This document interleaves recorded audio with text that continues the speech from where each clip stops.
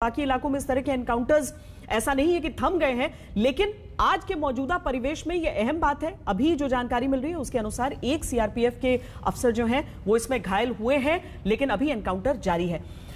आपने ध्यान दिया होगा कि जब से कश्मीर में बातचीत की पहल हुई है तब से अचानक आतंकवादी हमले बढ़ गए हैं। एक के बाद एक हमले किए गए, कभी पुलिसकर्मियों को निशाना बनाया गया, कहीं अंडरग्राउंड आतंकवादी फिर से एक्टिव होने की कोशिश कर रहे हैं। इसी बीच पहली बार किसी सैन्य ठिकाने पर ड्रोन से हमला हुआ है।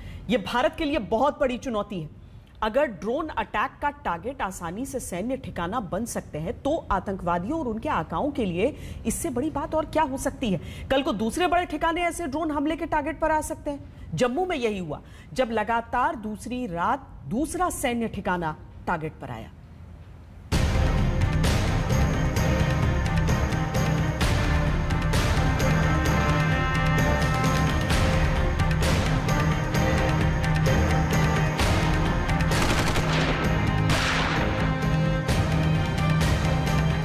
पहले एयरफोर्स स्टेशन, फिर आर्मी कैंप।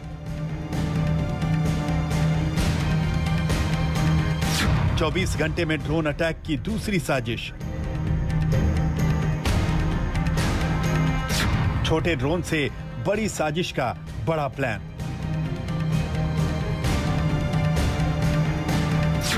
आतंक की नई उड़ान, क्या है काउंटर प्लान?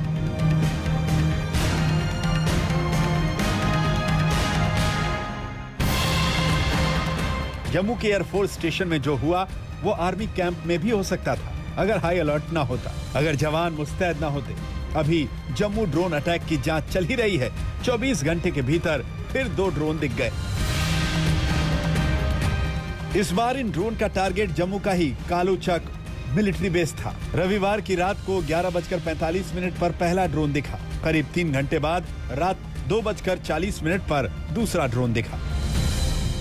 इस समय मैं मौजूद हूं कालूचक रत्नुचक इलाके में ही। ये जो समूचा इलाका है ये सैन्य इलाका है।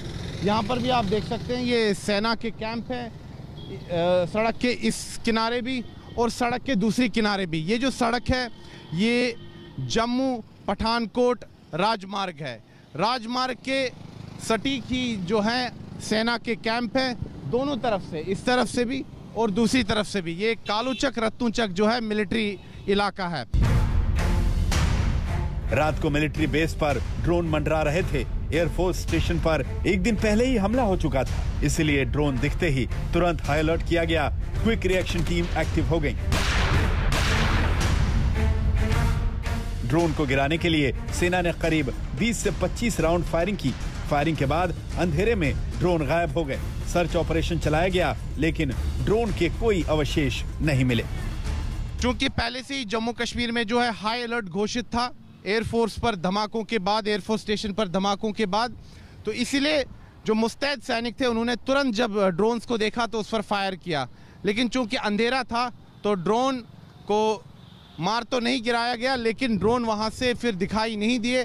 उसके बाद गहन तलाशी अभियान जो है वो शुरू हुआ। अभी भी जो है तलाशी अभियान जारी है, रत्नुचक मिलिट्री एरिया में भी और कालूचक मिलिट्री एरिया में भी। फायरिंग में अगर ड्रोन गिरे होंगे तो कहीं उनके कुछ अवशेष जरूर मिलेंगे, लेकिन ऐसा हुआ नहीं। तो इसका मतलब यही है कि फायरिंग के बाद ड्रोन भाग गए। लेकिन सवाल यह है कि ड्रोन ऑपरेट कौन कर रहा है? इसका रिमोट कंट्रोल किसके पास है? ये कहां से आ रहे हैं और हमला करके कहां वापस जा रहे हैं?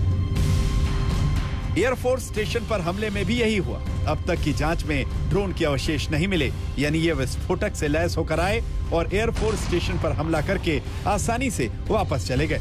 अब तक की जांच में यही पता चला है कि एयरफोर्स स्टेशन पर 2 ड्रोन से 6 मिनट के अंदर 2 हमले किए गए। वो 2-2 किलोग्राम विस्फोटक से लोड थे। ये हाई ग्रेड विस्फोटक था जो RDX भी हो सकता है। 24 से 48 घंटे में फॉरेंसिक रिपोर्ट से सब क्लियर हो जाएगा। अगर RDX की बात पुख्ता हुई तो इस हमले में पाकिस्तान का हाथ होने के पक्के सबूत मिल जाएंगे। विस्फोटकों के साथ साथ किसी नुकीली चीज का भी इस्तेमाल किया गया, जिससे एयरफोर्स स्टेशन की सीमेंटेड छत पर एक बड़ा होल हो पाया।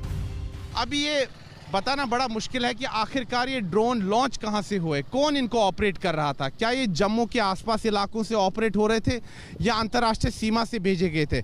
क्योंकि अंतर्राष्ट्रीय सीमा की दूरी जो है 30 से 35 किलोमीटर है सड़क मार्ग से और वायु मार्ग से लगभग 15 किलोमीटर है।